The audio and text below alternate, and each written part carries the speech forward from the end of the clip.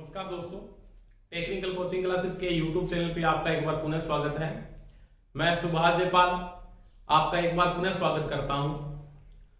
दोस्तों, technical helping की भर्ती आने की पूरी संभावना है, तो सभी बच्चे यूट्यूब चैनल के ऊपर प्रत्येक वीडियो को जरूर देखें, सभी टॉपिक वाइज नोट्स बनाएं, चैनल को सब्सक्राइब करें, लाइक करें और शेयर करें, और कमेंट में आप लिखें कि हमारे समझ में आ रहा है या नहीं आ रहा, या कोई टॉपिक में समस्या आ रही है तो मेरे को बताएं, मैं उसको दोबारा से रिवाइज करवा सकता हूं। आपको कोई चीज समस्या समझ में नहीं आई है तो कमेंट करके बताएं।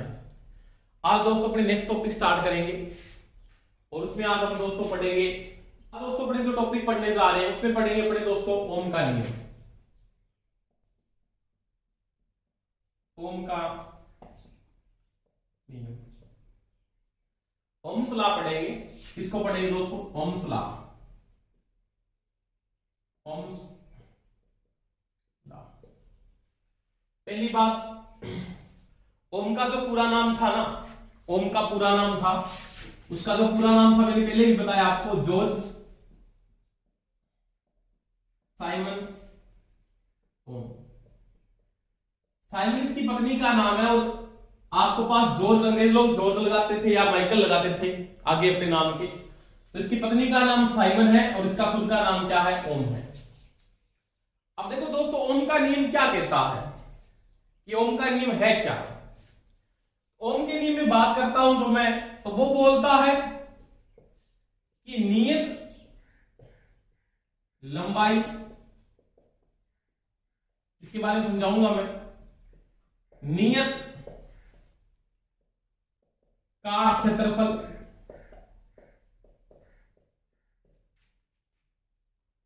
और नियत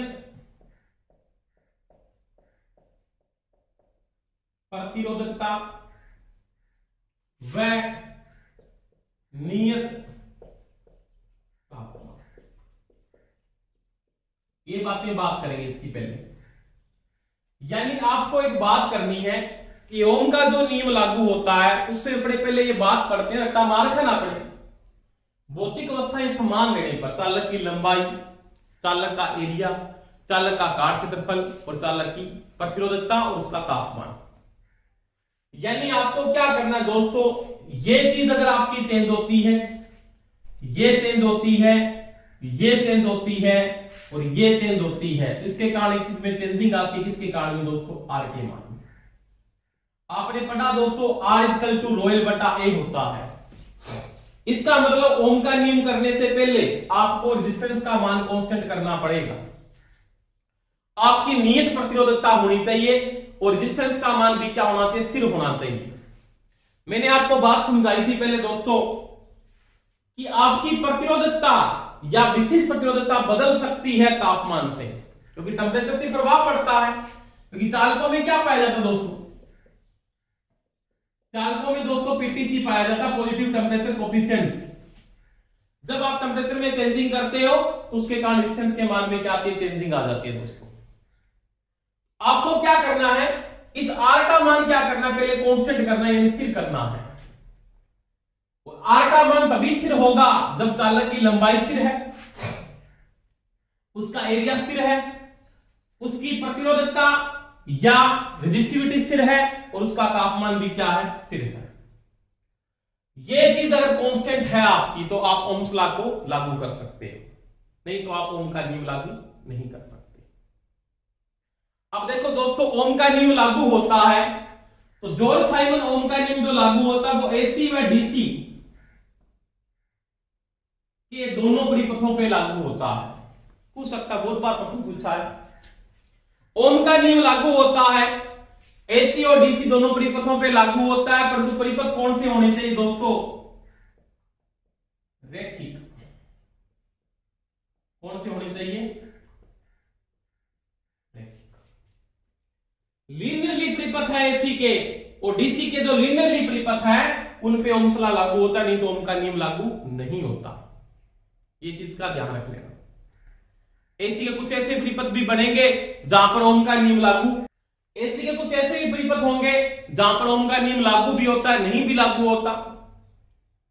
तो आपको ध्यान रखना है, ओम का नियम एसी डीसी आपको प्रश्न पूछ रहा है, ओम का नियम लागू होता है तो आप बोलोगे दोस्तों एसी और डीसी दोनों पे लागू होता है।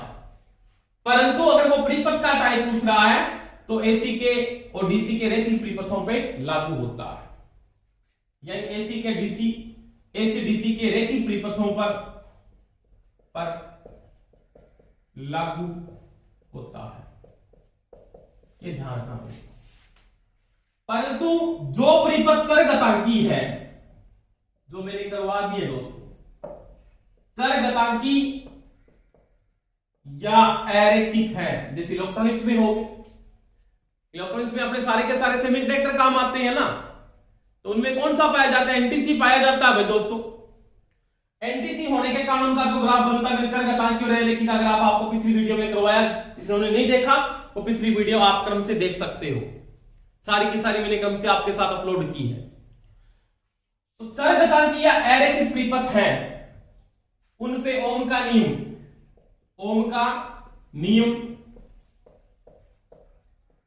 लागू नहीं होगा,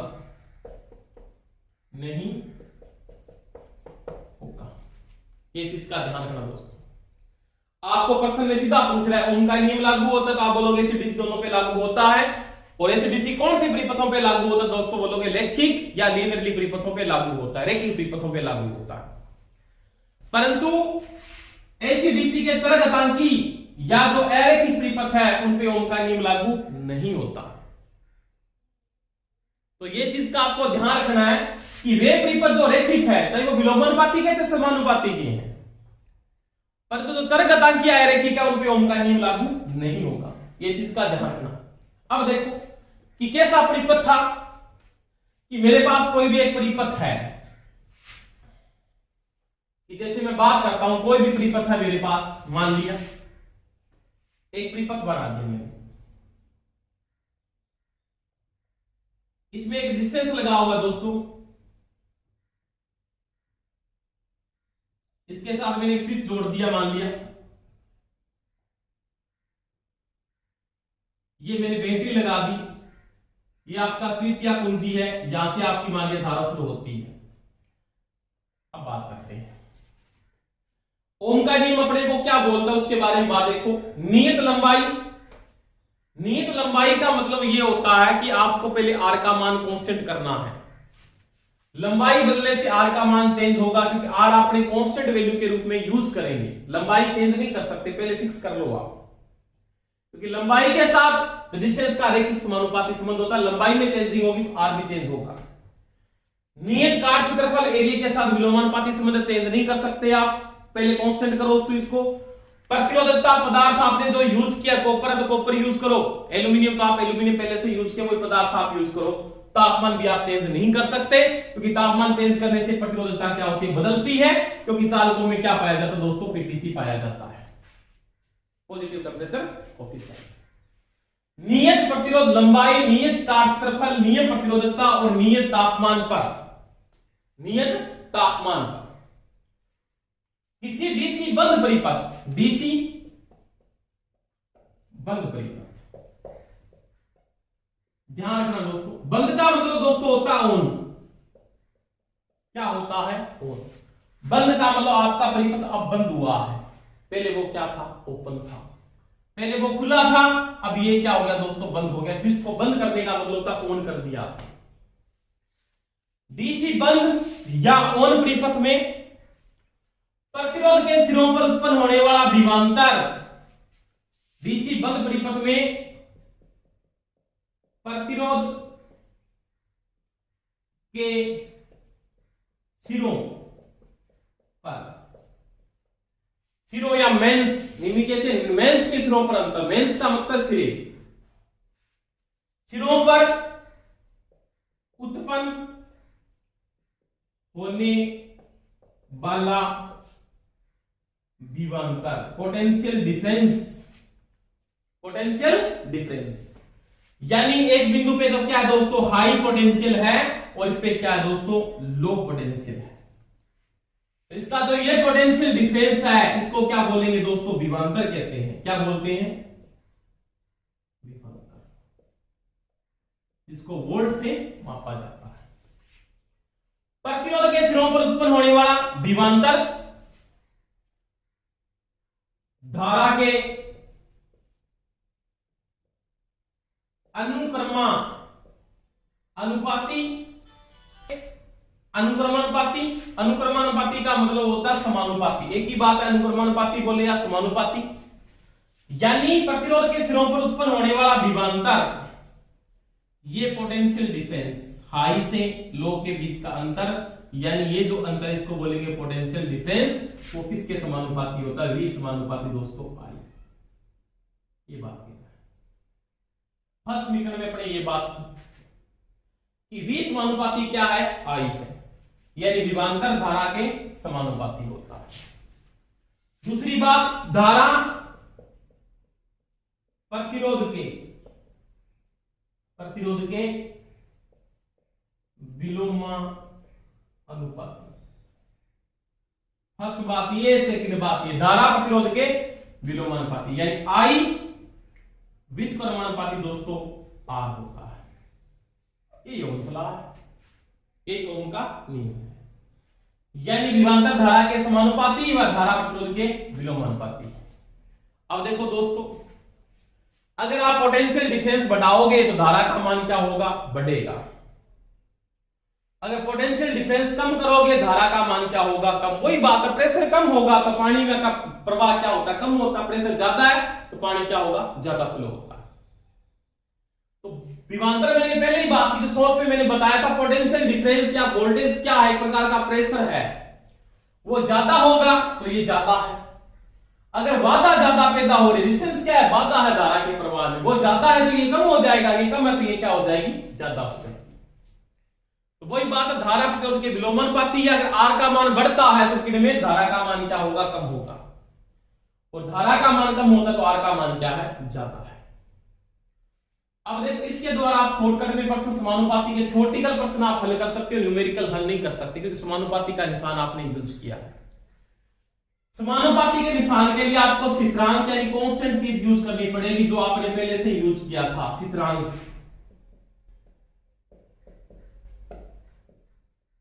इसका उपयोग किया जाएगा दोस्तों, R, रेजिस्टेंस का।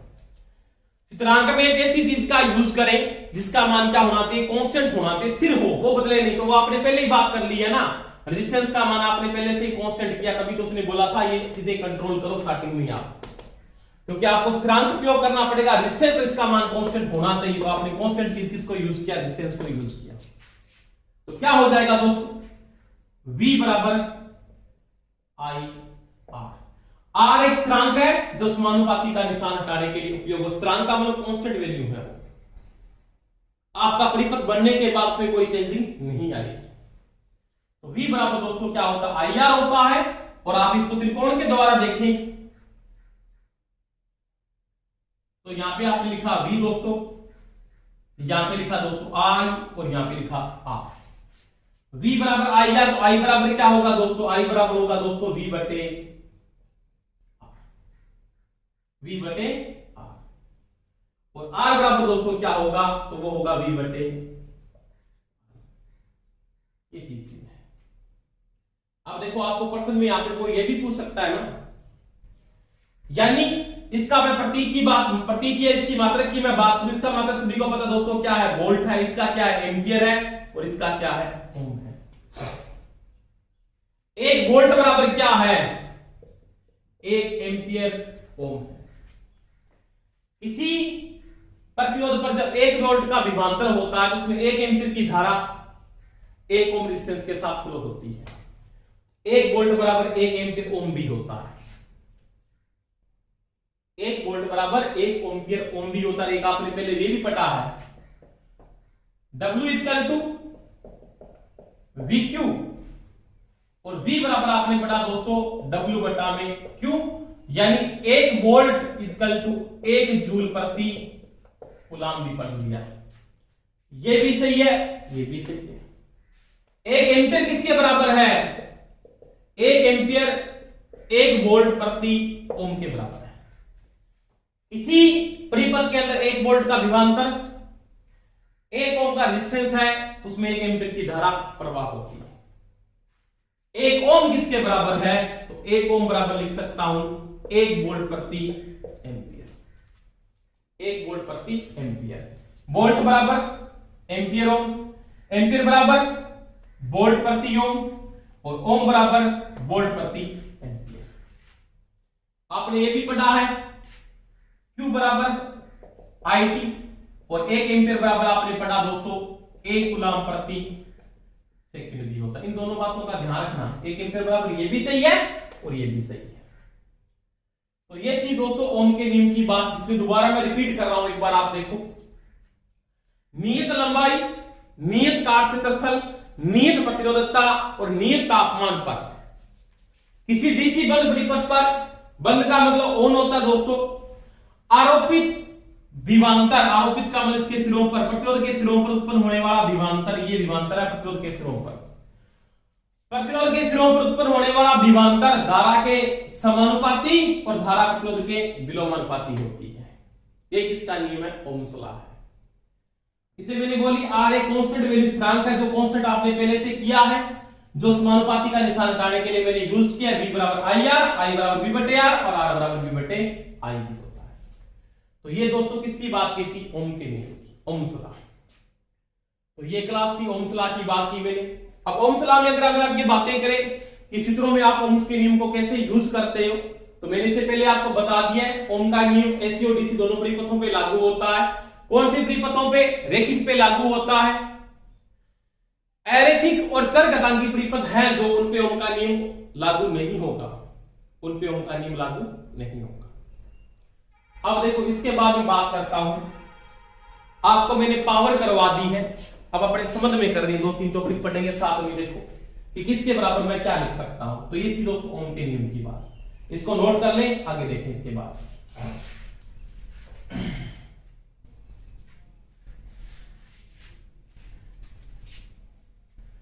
अब आपके पास 2-3 सूत्र है, उसके द्वारा मैं कई सूत्रों की बात करूंगा।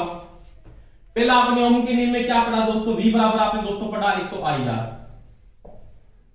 एक तो ये त्रिकोण पढ़ा, इसमें आपने ये पढ़ा दोस्तों, यहां पे V है, I है, R है। इससे पहले मैंने आपको शक्ति करवा दी, कार्य करने की दर को शक्ति कहा जाता है, P मैंने करवा दी, इलेक्ट्रिकल पावर आपको करवा दी। उसमें आपने आपको पढ़ाई थी बात ये P, और P बराबर दोस्तों आपने क्या पढ़ा? V है। इसको आप ये लिख सकते हो P V I। किसके बराबर क्या क्या लिखा जा सकता है वो आपको प्रश्न पूछेगा, किस प्रकार से अपने इनको मेंटेन करते हैं वो देखो। मेरे पास एक कोई भी सर्किट में इस प्रकार से इसको बना रहा हूं, एक त्रिकोण के एक वर्ग के रूप में। 4 चीजें आप मुख्य रूप से इनके यूज करेंगे। एक तरफ आपने यहां पे मान लिया V को यूज किया, यहां पे आपने I को यूज किया, यहां पे आपने R को यूज किया दोस्तों, यहां पे आपने P को यूज किया। 4 चीजें हैं, इसके बराबर क्या लिखा जा सकता है? आराम से बोर्ड पे देखता हूं।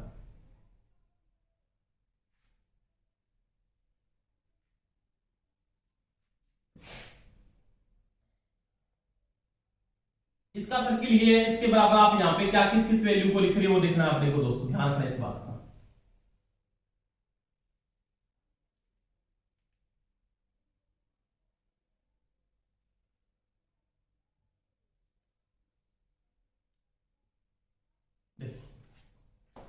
पहली बात आपने यूज करना है, दोनों सूत्रों को यूज करके बनाना है। आपने दोनों सूत्रों को यूज करना है और दोनों को यूज करके बनाना है। पहला आपने पढ़ा V बराबर, तो V बराबर पहली कंडीशन आपके पास क्या है दोस्तों? V बराबर आपके पास क्या होता है? तो आई आर होता है।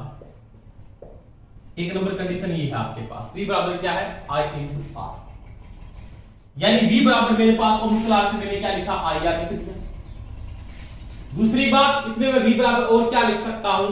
तो अगर आपके पास P बराबर VI है, क्या है? P बराबर VI है, तो V बराबर मैं क्या लिखता हूं दोस्तों? P बटा I लिख सकता हूं, P बटा I। इसमें आप ये भी लिख सकते हो दूसरी कंडीशन के अंदर क्या? P बटा I। ये सभी इसके बराबर है, V के बराबर बना रहा हूं मैं सभी को। 3 नंबर कंडीशन देखो, V बराबर P बटा I है, क्या है? P बटा I। अब मैं यहां पे एक चीज को यूज कर सकता हूं, v को आपने यूज किया और v बराबर आपने p बटा i को लिख दिया, p बटा i को लिख दिया। अब v बराबर अगर IR है, क्या है, v बराबर IR है, तो I बराबर क्या होगा दोस्तों, I बराबर होता है v बटा r, I बराबर v बटा r। देखो इसमें मैं इसको यूज कर सकता हूं ना, आपने I को हटाना है और I किसका आपको क्या लिखना है दोस्तों, v बटा r, किसके नियम से, ओम के नियम से। आपने लिखा, लिख दिया, तो ये हो गया दोस्तों v स्क्वायर बटा में r, तो ये हो गया PR बराबर दोस्तों हो गया v स्क्वायर, और v बराबर दोस्तों क्या हो गया, PR का। दोबारा देखो, I बराबर v बटा r, मैंने I को हटाया, I किसका v बटा r लिखा, v को v से गुना किया, v स्क्वायर बटा r, किसका गुना किया, PR हो गया, v का स्क्वायर हटाया, रूट क्या आ गया, PR। तो v बराबर क्या होगा दोस्तों, रूट PR। तीन सूत्र है v के, आपको पूछेगा कौन सा संबंध सही नहीं है, ये भी सही है, ये भी सही है, ये भी सही, और कोई भी डाल सकता। इसके बाद देखो अगली बात, इसके बाद इन दोनों को आपने हटा दिया, इसको आपके समझ में आ गई बात। अब आपको किसके बराबर निकालना, I बराबर निकालना है। I बराबर पहली कंडीशन तो आप यहां से निकालोगे, I बराबर क्या है, v बटा r, कोई समस्या नहीं। I बराबर v बटा r, ये बराबर था इसके, ये भी बराबर था, और ये भी इसके बराबर था।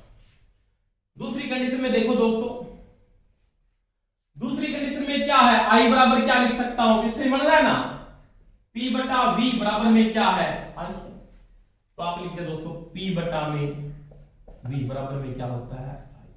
दो सही हो गए। तीसरी कंडीशन में और देखो, आपको यहां से हटाना है, इसको V को हटाना है, V किस गए क्या लिख सकता हूं, IR इंटू में I को I से गुणा कर दो, I स्क्वायर इंटू में R, और आपको निकालना दोस्तों क्या, I निकालना है, तो क्या हो जाएगा, P बटा R बराबर में I स्क्वायर, और I बराबर क्या हो जाएगा दोस्तों, दोनों का रूट, PR का रूट। ये I बराबर PR का क्या होता है, रूट होता है। तो यहां पे ये भी लिख सकता हूं ना मैं, दोनों के ऊपर रूट है, ध्यान रखना, रूट P बटा R। तो ये आपके सूत्र होंगे, इसके भी तीन। R के निकालने, R में मेरे कोई समस्या नहीं है, पहला तो R का यहीं से निकाल लेंगे, R बराबर V बटा I, R बराबर V बटे I। आपने R बराबर लिख दिया दोस्तों V बटे I, पहला कंडीशन सही बिल्कुल। दूसरी देखो, आपको कहां से कुटअप करनी है वो चीजें देखो। अब मैं देखो इस सूत्र में R को यूज कर रहा हूं, पहले तो मैं किसके द्वारा लिख रहा हूं, V को हटा के लिख रहा हूं, P बराबर V को हटा के मैंने क्या लिखा दोस्तों, IR इंटू में लिखा IR, तो क्या हुआ, P बराबर I को I से गुणा किया, I स्क्वायर इंटू में R बराबर क्या हो जाएगा, P बटा I स्क्वायर, P बटा I स्क्वायर। तो मैं लिख सकता हूं P बटा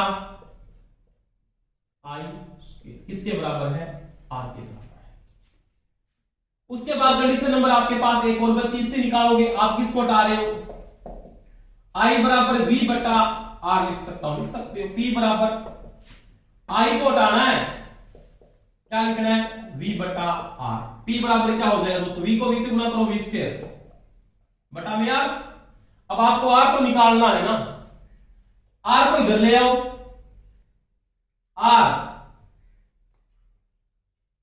R P इसके भाग में आ जाएगा, V स्क्वायर बटा में V स्क्वायर बटा में P। तो मैं लिख सकता हूं दोस्तों इसके बराबर में भी V स्क्वायर बटा में P। तो ये भी आपका किसके बराबर है, R के बराबर सही है। इसके बाद देखो दोस्तों, इसके बाद मैं यहां पे P की बात करूंगा, किसकी बात करूंगा, P की बात। तो P बराबर क्या है, पहली कंडीशन में क्या है, तो VI है, तो यहां पे P बराबर VI। और क्या है, P V को हटा के V किस गए, IR इंटू में I, तो क्या हो गया दोस्तों I स्क्वायर R। तो P बराबर क्या हो गया, I स्क्वायर R। तीसरी कंडीशन देखो, आप किसको हटा सकते हो, आपने आई को हटाया, आई किस जगह क्या लिखते हो, v बटे r, तो यानी आप क्या लिखोगे v इंटू में v बटे r, तो ये हो जाएगा दोस्तों v स्क्वायर बटा में r। तो यहां पे आप लिख सकते हो दोस्तों v स्क्वायर बटा में v स्क्वायर बटा में r। तो ये संबंध है, v बराबर आपके तीन ऑप्शन सही है, ये भी सही है, ये भी सही है और ये भी सही है, दोनों सूत्र इनसे बनेंगे, इन दोनों के संयोग से ही बनेंगे। तो ये थी बात ओम्स के नियम को, और मैंने पावर को मिला के सूत्रों में बात करते हैं। कई बार प्रश्न पूछ लेता है ऐसे कि कौन सा, और दोनों को यूज करने के बाद आप पूछते हो कि कौन सा सूत्र आपका सही नहीं है। तो अपने को दोस्तों ये चीज का ध्यान रखना है कि आपके पास कौन सी कंडीशन सही नहीं है। b बराबर मैं क्या लिख सकता हूं, i बराबर मैं क्या लिख सकता हूं, r बराबर मैं क्या लिख सकता हूं, और मैं p बराबर क्या लिख सकता हूं। इसके द्वारा आपको एक चीज और ध्यान रखनी पड़ेगी, इस सूत्रांश के अलावा, इन चौथे भागों के अलावा एक चीज और बता देता हूं, आपको जी का उपयोग और करना पड़ सकता है, चालकता लिखी जा सकती है। क्या लिखी जा सकती है दोस्तों, जी का मतलब चालकता। संबंध में दे सकता है, आपने पढ़ा है दोस्तों, जी बराबर 1 बटा r होता है और r बराबर 1 बटा जी होता है। इसका मतलब, इसका कॉन्सेप्ट भी आपको डालना पड़ सकता है इसके साथ। तो यहां पे देखो, जहां पे r लगा है ना, वहां पे आप चेंजिंग करो। इसमें मैं चेंजिंग करके इसमें ऑप्शन जी का साथ में और डाल सकता हूं। तो क्या डाल सकता हूं, जी का ऑप्शन इस चीज के अंदर, v बराबर, तो क्या लिख सकता हूं दोस्तों, v बराबर मैं लिख सकता हूं i बटा में g। ये किसके बराबर है दोस्तों, इसके बराबर। मैंने r को हटाया, दोबारा मैं रिपीट करता हूं, अगर आपके समझ में नहीं आई ये बात, आपके पास यहां पे क्या है, तो आपके पास v बराबर ir है, और मैं देखो v बराबर अगर ir है ना, तो v बराबर मैं r की जगह क्या लिख सकता हूं दोस्तों, 1 बटा g। इसका मतलब दोस्तों क्या हो सकता है, v बराबर i बटा g भी दे सकता है। और देखो r यहां पे लगा हुआ है, इस r को हटाओगे तो इसका उल्टा लिखा जाएगा, इसमें लिखा जाएगा p बटा में g, इसका भी रूट। तो ये संबंध भी किसके बराबर है, v के बराबर सही है। इसमें देखो जहां पे r लगा उसको हटाते जाओ, i बराबर क्या लिख सकता हूं, v इंटू में g, क्योंकि g उल्टा गुना भी हो जाएगा r के उल्टा। और यहां पे भी मैं क्या लिख सकता हूं दोस्तों, i बराबर में देखो p इंटू जी का रूट, तो ये भी दे सकता है, i बराबर है इसका कॉलम। इसमें आ सकता, हाँ आ सकता है, ये तो r के बराबर ही है, ये तो r के बराबर है ना, उसमें कोई समस्या नहीं है। अब देखो यहां पे इसकी जगह p बराबर i स्क्वायर बटा में g हो सकता है, एक ये भी हो सकता है p बराबर में v स्क्वायर इंटू में g हो सकता है। तो ये इसका कॉलम है। अब ये 3 कॉलम बने हैं, ये 3, ये इन दोनों के साथ है और ये इन दोनों के साथ है, ये इन दोनों के साथ है। अब g के साथ इसका क्या संबंध है, जी आर का उल्टा है, जी आर का उल्टा है। तो मैं g में आपको चालकता बराबर भी बता देता हूं, क्या क्या लिख सकते हो, g बराबर क्या लिख सकते हो, r बराबर क्या है, b बटा i, इसका उल्टा g होता है ना, तो i बटा में v, पहली कंडीशन। दूसरी देखो, g बराबर इसका उल्टा कर दो, i स्क्वायर बटा में p, और तीसरी कंडीशन ये और देख लो आप, g बराबर में p बटा में दोस्तों v स्क्वायर, यानी जो r का उल्टा है वो क्या है, g है। क्या है, g है। तो ये कंडीशन देखो, इससे भी आप यूज कर सकते हो, इसको भी आप इसकी जगह लिख सकते हो, यानी g इक्वल टू मैंने ये लिखा है ना, ये वाला, तो इसी का रूप है एक प्रकार से कि आप इसको कैसे लिख लो। ये आपके पास हो गया ना, g बराबर i स्क्वायर बटा में p हो गया, और ये देखो p बराबर v स्क्वायर बटा में g है, p को यूज कर सकते हो आप इसके द्वारा भी। तो ये आपके पास क्या है, p बराबर में v स्क्वायर बटा में इंटू में g है। अब इसकी जगह आप g बराबर क्या लिख सकते हो, g बराबर आपने इसको भी यूज किया p बटा में v स्क्वायर, एक ही बात है, यहां से भी बन रहा है। अगर इनको देखोगे आप तो इनसे भी बन रहा है, ये भी बन रहा है। अब ये किसके बराबर है, ये यहां पे आपने यूज किया है ना, आई बटा में v, आई बटा में v। इसको भी आप यूज कर सकते हो। तो प्रत्येक सूत्र को आप यूज करके एक सूत्र क्या कर सकते हो, बना सकते हो। चाहे आपने इसको यूज कर लिया, चाहे आपने इसको यूज कर लिया। अब देखो इसको मैं जैसे हल करता हूं, इसको देखो, इसको हल करने पे वैल्यू क्या आती है, अलग आती है नहीं आती। देखो v बराबर आपके पास क्या है, p बटा g का रूट है। इस समस्या में फंस गया, कोई दिक्कत नहीं है, दोनों वर्ग कर दो, कोई फर्क नहीं पड़ेगा, कर दिया दोनों वर्ग। तो ये तो क्या हो गया दोस्तों, v स्क्वायर हो गया। इसका स्क्वायर करने पे इसका रूट खुल जाएगा, यानी p बटा में g हो जाएगा। अब g बराबर क्या हो जाएगा, p बटा में v स्क्वायर, p बटा में v स्क्वायर आपने निकाला है, कोई दिक्कत नहीं है। अब देखो इस चीज को आपने यूज किया, आप इसको यूज कर चुके हो, आप इसको यूज करके देख लो, और चाहे आप इसको यूज, आई बराबर आपके पास क्या है, p इंटू में g का रूट। वही बात दोनों भी वर्ग कर दो, स्क्वायर कर देता हूं मैं। तो ये तो हो गया दोस्तों आई स्क्वायर, और ये हो गया p इंटू में g, और g बराबर क्या हो जाएगा, आई स्क्वायर बटा में p, आई स्क्वायर बटा में p। ये रहा, तो कोई समस्या नहीं है। तो ये कंडीशन थी आपके पास, और g बराबर मैंने क्या लिख दिया दोस्तों, ये भी लिखा है 1 बटा RB होता है। तो ये मैंने ओम के नियम को और पावर को मिलाकर दोनों के स्तर मेंटेन किए थे, कैसे क्या लिखा जा सकता है, और कोई समस्या है तो मेरे को बता देना। तो क्लास में आपको दोनों का समझ मैंने करवा दिया कि ओम के नियम को और पावर के दोनों को कॉन्सेप्ट को जोड़कर, तो लगता है कि कॉन्सेप्ट को जोड़कर क्या पूछ सकता है, कैसे प्रश्न को पूछेगा, वोल्टेज के बराबर कौन सा संबंध सही नहीं है, 1 2 3 4 5 ऑप्शन देगा, पांचों में 3 डालेगा, एक अलग से डाल देगा कि ये होगा नहीं होगा। तो वहां पे आपको देखना पड़ेगा कि ये संबंध सही है कि नहीं। आपको वह धारा के बराबर कौन सा संबंध सही नहीं है, ये डाल दिया, ये डाल दिया, ये डाल दिया, ये डाल दिया, ये डाल दिया, ये सही है। इनसे कोई अलग चीज डालेगा वो क्या है, गलत है। वही बात है, ये मैंने कॉन्सेप्ट करवाया है आपको। p किन किन का संबंध हो गया आपके पास, p का हुआ, v का हुआ, i का हुआ, r का हुआ, और किसका हुआ, g का। इनका ये आपसी संबंध था। तो मेरी क्लास अच्छी लगी हो तो शेयर करें, सबसे पहले तो सब्सक्राइब कर लें चैनल को, लाइक करें और कमेंट करें। धन्यवाद।